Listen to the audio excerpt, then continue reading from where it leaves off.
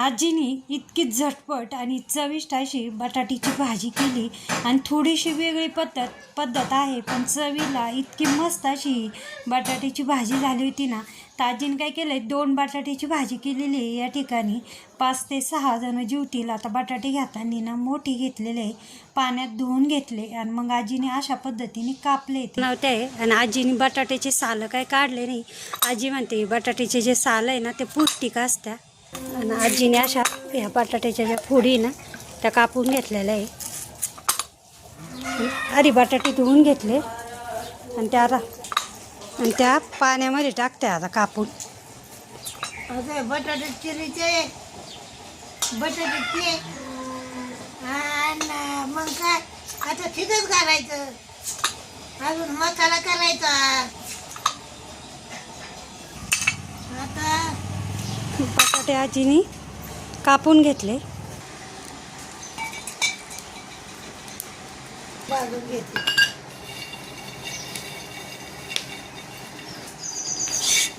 शेंगदाणे आजी भाजून घेत आहे. शेंगदाणे भाजलेले आजीने आता शेंगदाणे काढून घेत आहे. शेंगदाणे भाजी आता खोबरं भाजून घेते. खोबरं भाजीचे तेलाची धार टाकीते.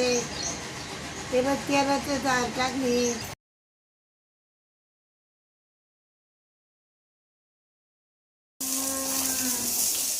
मिरच्या टाकल्यात, लसूण टाकलाय, आता भाजून घेते. जिरे धने टाकीते.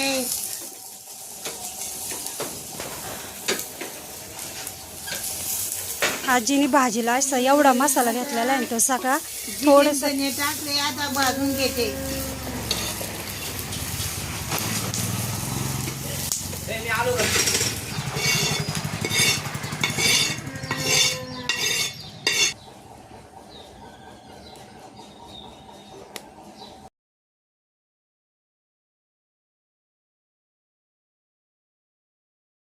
आजीने तेल टाकलंय.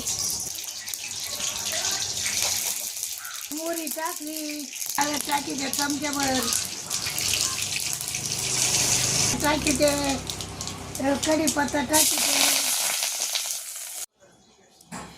कढीपत्त्यासोबतच थोडीशी कापून घेतलेली कोथिंबीर. यामुळे बटाटा ना जेव्हा झालं का एक फोडणीमध्ये टाकली का कोथिंबीर एकदम छान दिसतं, म्हणून आजीने ती पण टाकलेली थोडीशी फोडणीत.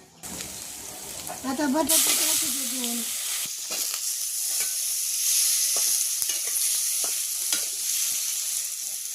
आता मीठ टाकीते.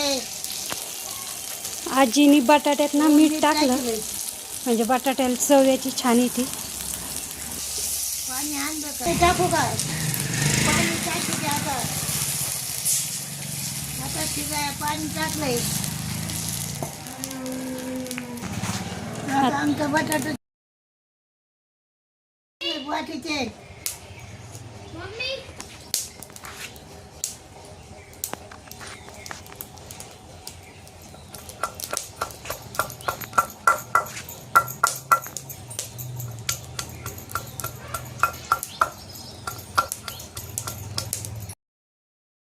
वाटीचे दही, वाटीचे कोथिंबीर समजा वाटीचे याच्यात.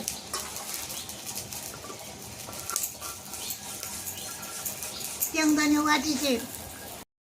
बटाटा शिजताना थोडंसं मीठ टाकलं होतं आणि पुन्हा आजीने थोडंसं मीठ टाकल्यामुळं मसाला वाटताना मसाला पटकन वाटला जातो. म्हणून आजीने पुन्हा थोडंसं मीठ टाकलेलं आहे. मीठ भाजीमध्ये जास्त पण व्हायला नको या अंदाजातच मीठ टाकलेलं आहे.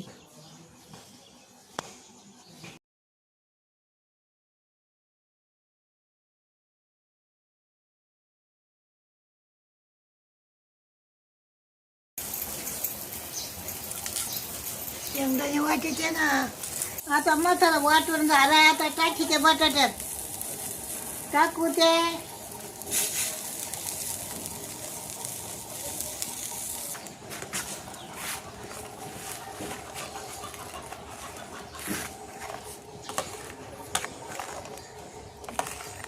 एकदम मस्त बटाटा दिसतंय.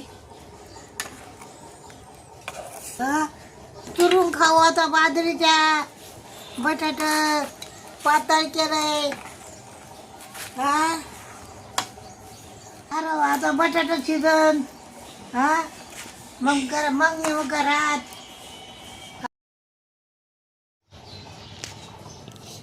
आता बटाट्याची भाजी झाली आहे.